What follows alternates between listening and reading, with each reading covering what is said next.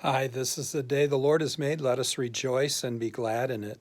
Our devotion for today, May 27th, 2021, is from the Gospel of Luke, the 12th chapter, verses 13 through 21. Verse 13 and following. Someone in the crowd said to him, "Teacher, tell my brother to divide the inheritance with me." And he said to him, "Man, who made me a judge or arbitrator over you?" And he said to them, "Take care and be on your guard against all covetousness, for one's life does not consist in the abundance of his possessions." Our devotion for today is about greed. The first part has someone in the crowd ask Jesus to tell their brother to divide the inheritance with them.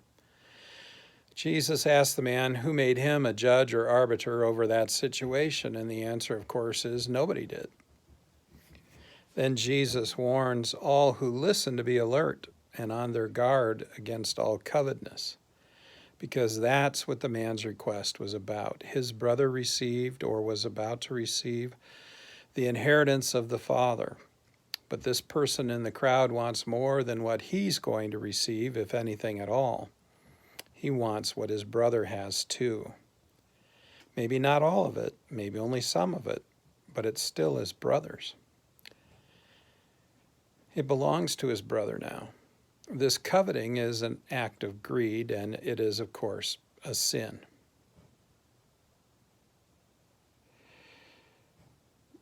It's a violation of the commandments. Verse 16 and following, and he told them a parable, saying, "The land of the rich man produced plentiful.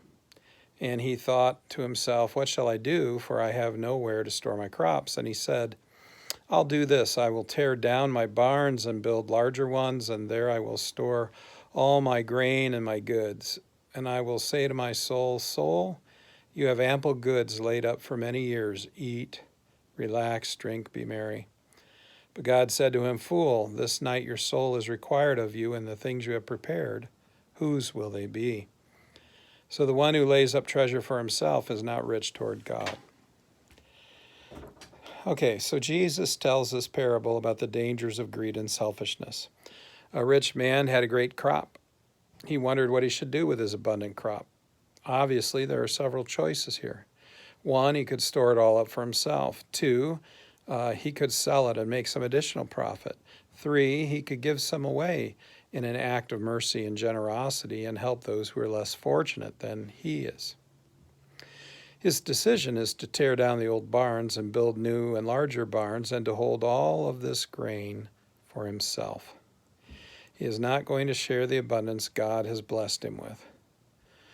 The man builds bigger barns. He moves all of that abundant grain into them and thinks he's going to enjoy all that he has for many years. But God has other ideas. God requires the man's soul right then. Now what's going to happen to all that stored up grain? Whom will it go to? Well, it won't go to the rich man who refused to share it with others. He is now dead, and he can't take it with him in the afterlife. And neither can we. We need to be careful about storing up possessions, about trying to have so many possessions. We can't take those with us either. The man's bigger barns will mean nothing to him except wasted time and effort and resources. Building bigger barns for ourselves or bigger homes for ourselves to store all our stuff is foolishness. Who's it going to go to when we die? Maybe we could share with others what we have. Share what the Lord blesses us with.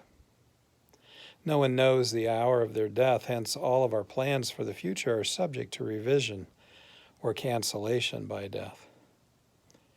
My friends, be generous with the blessings that you have been given by God. Share what you have been blessed with. It's a form of loving one's neighbors. Go in peace, serve the Lord.